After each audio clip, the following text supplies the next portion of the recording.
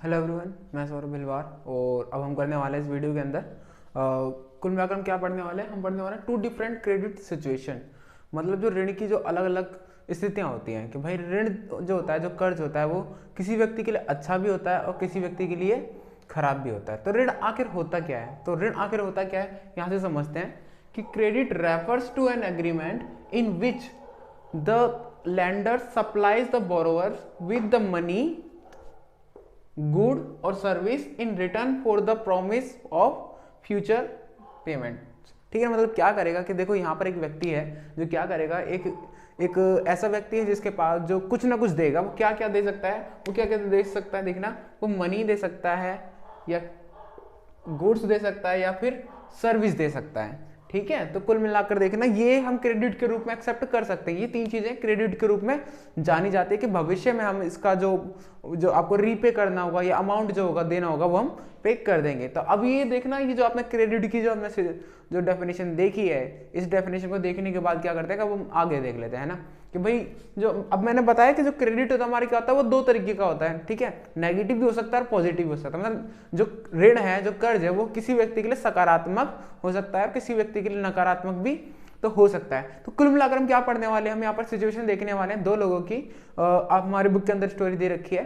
पहले अंकल है हमारे सलीम और दूसरी आंटी हमारी एक अंकल है और एक आंटी है। ठीक है ना, तो सलीम अंकल है हमारे और एक है स्वप्ना आंटी। दोनों के बारे में हम पढ़ने वाले हैं।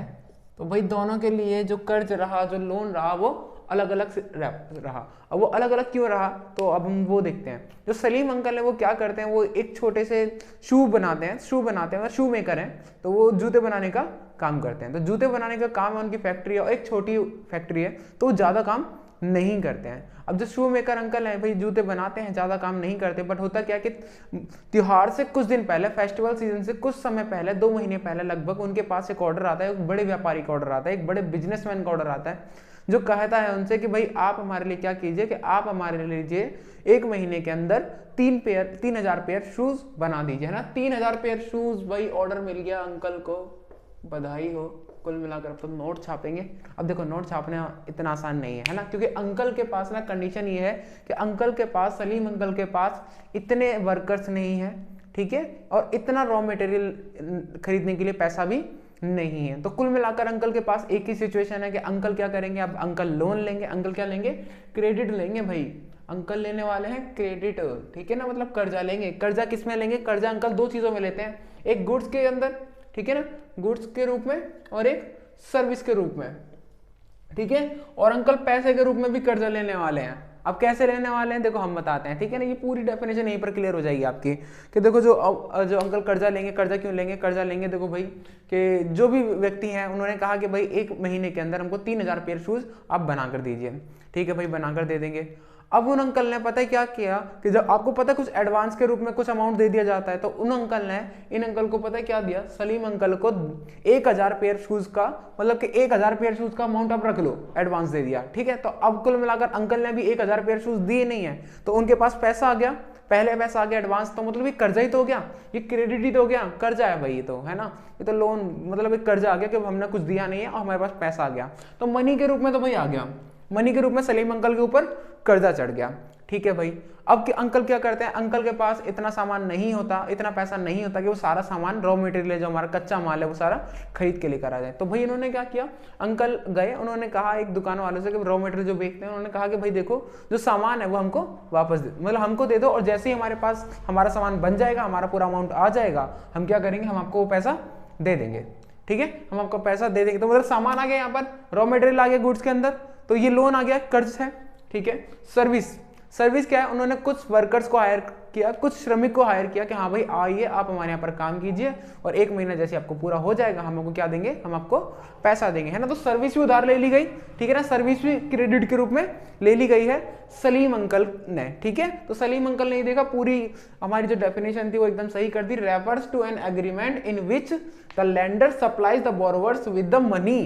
ठीक है ना, वो अंकल जिन्होंने जूते बनवाए थे, गुड्स, ठीक है ना, जिनसे कच्चा माल लिया था, सर्विस, जो लेबर जो काम कर रहे थे, तो इन सबसे अंकल ने क्या किया, इन अंकल ने सब बहुत अच्छे तरीके से कर्जा लिया और अपना सामान बनाया। जो 3000 जूते उन्होंने बना डाले और उनको क्या दिया, उन्हें समय पर जो उनका सामान था वो पहुंचा दिया। तो कुल मिलाकर अंकल के लिए क्या हुआ कि अंकल के पास जब अंकल ने पूरा सामान पहुंचाया और अंकल के पास पूरा अमाउंट आ गया 3000 पेयर शूज का, तो अंकल को जो प्रॉफिट हुआ तो अच्छा खासा प्रॉफिट हुआ। और अंकल ने क्या किया, जब अंकल के पास पैसा आया तो अंकल ने जो पैसा जिनसे वो उधार लिया था, चाहे गुड्स के रूप में, चाहे सर्विस के रूप में हो, चाहे मनी के रूप में हो, है ना, तो मनी वाले को क्या देना, मनी वाले तो सब कुछ हो गया, बराबर हो गया, ठीक है। तो इनको जो पैसा क्रेडिट लिया था अंकल ने वो चुकता कर दिया, है ना। तो कुल मिलाकर अंकल के पास जो ये जो लोन की जो था, अगर लोन लेने का तरीका ना होता, जो क्रेडिट नाम की चीज नहीं होती, ऋण नहीं होता, तो अंकल शायद जो प्रॉफिट जो अंकल ने जो पैसा कमाया वो शायद नहीं कमा पाते। तो अंकल के लिए रहा ये जो क्रेडिट रहा पॉजिटिव, अंकल के लिए जो क्रेडिट रहा वो पॉजिटिव, मतलब बहुत अच्छा क्रेडिट इनके लिए रहा। तो आइए चलो देखते हैं अब क्या है, अब हमें क्या देखना है। अब एक आंटी बची हमारी स्वप्ना, इनके बारे में डिस्कस कर लेते हैं। जो स्वप्ना आंटी ये क्या करती हैं, ये किसान आंटी हैं। तो क्या करती है, खेती करती है गांव के अंदर। तो कुल मिलाकर ये मूंगफली की खेती करती हैं। जब मूंगफली की खेती कुल मिलाकर होनी है तो ये क्या करते हैं कि मूंगफली की खेती, जैसे किसान होते हैं हमारे गांव के अंदर, ये फसल को जब उगाते हैं तो उससे पहले लोन लेते हैं, क्योंकि फसल उगाने के लिए हमें काफ़ी सारी चीज़ों की आवश्यकता होती है। मतलब फसल के जो इक्विपमेंट्स होते हैं, मतलब कुछ टूल्स होते हैं, मान लीजिए हल हो गया, ठीक है, जो ये जो हमारे प्लफिंग के लिए काफ़ी सारे, और बाहर से ट्रैक्टर हायर करना पड़ता है, तो पैसे कुल मिलाकर इन्वेस्ट करना पड़ता है, ठीक है। कुछ हमारे पास दवाइयाँ होती हैं, बीज होता है, इन सब के लिए पैसे की आवश्यकता होती है। तो जब इन सब के लिए पैसे की आवश्यकता होती है, किसान के पास पैसे नहीं होते, तो वो क्या करते हैं, वो कर्ज लेते हैं। तो जो स्वप्ना आंटी हमारी, उन्होंने भी कर्ज लिया। जब स्वप्ना आंटी ने उनके लिए कर्ज लिया तो पता है क्या होता है कि स्वप्ना आंटी ने जब कर्ज लिया तो कर्ज लेने के बाद कुछ घटनाएं घटी। अब घटना क्या घटी कि आंटी की जो फसल थी वो खराब हो गई, है ना। बहुत बुरा हुआ आंटी के साथ में, आंटी की जो फसल थी वो खराब हो गई। और आंटी ने क्या किया, आंटी उस फसल को, जो फसल थी वो उतना फायदा नहीं दे पाई कि आंटी ने जो लोन लिया था उस लोन को वो वापस कर पाए। तो कुल मिलाकर घटना घटी और जो कुछ हुआ बहुत बुरा हुआ। तो स्वप्ना आंटी ने जो लोन लिया था वो क्या हुआ, वो आंटी ने जो लोन पे नहीं कर पाया, है ना, अनेबल टू रीपे, मतलब यहाँ पर आंटी ने पैसा नहीं दे पाई है, ध्यान रखना है ना, बहुत ही गंदा हुआ। तो कोई दिक्कत नहीं है, चलो देखते हैं। आंटी ने लोन नहीं पे किया। अब आंटी ने जब लोन नहीं पे किया तो पता है क्या हुआ, आंटी ने कहा भाई एक ट्राई और, है ना, अब मतलब एक कोशिश और। आंटी ने कहा कि चलो कोई दिक्कत नहीं, हम एक बार फसल और करते हैं। आंटी ने फसल अगली साल भी की, और वो जो अमाउंट था, जो उस पर लगने वाला इंटरेस्ट था, वो हाई होता गया, बिकमिंग हाई, ठीक है ना, मतलब तेजी से बढ़ता गया, इंटरेस्ट तो बढ़ ही रहा है उसके ऊपर। तो अगली बार जब आंटी ने फसल की तो आंटी को जो उम्मीद थी कि हाँ भाई हमारी फसल इस बार अच्छी होगी, और जब फसल अच्छी होगी तो क्या होगा, हम जब फसल अच्छी होने वाली है तो कुल मिलाकर तो मजा आ जाएगा कि भाई हम जो क्या कर देंगे, जो लोन है हम उसको चुका देंगे, जो हमारे पास ऋण है उसको चुका देंगे। पर अगली बार क्या हुआ कि फसल खराब तो नहीं हुई, तो इस बार क्या हुआ कि फसल खराब नहीं हुई, बट उतना प्रॉफिट नहीं हुआ जितनी आंटी को उम्मीद थी। भाई आंटी को प्रॉफिट नहीं हुआ, तो कुल मिलाकर बात यह है कि आंटी अभी भी उस अमाउंट को चुकता करने में, यानी वापस रीपे करने में सक्सेसफुल नहीं थी, ठीक है। तो कुल मिलाकर आंटी को क्या करना पड़ा, अपनी ज़मीन का एक हिस्सा उनको बेचना पड़ा, है ना, कि भाई कुल मिलाकर कर्जा तो चुका नहीं है, तो उनको अपनी ज़मीन का एक हिस्सा चुकता करना पड़ा। तो कुल मिलाकर क्या होता है कि ये होता है हमारा डेब्ट ट्रैप, जब आप ऋण जाल कहते हैं इसको, ठीक है ना, इसको क्या कहते हैं, ऋण जाल।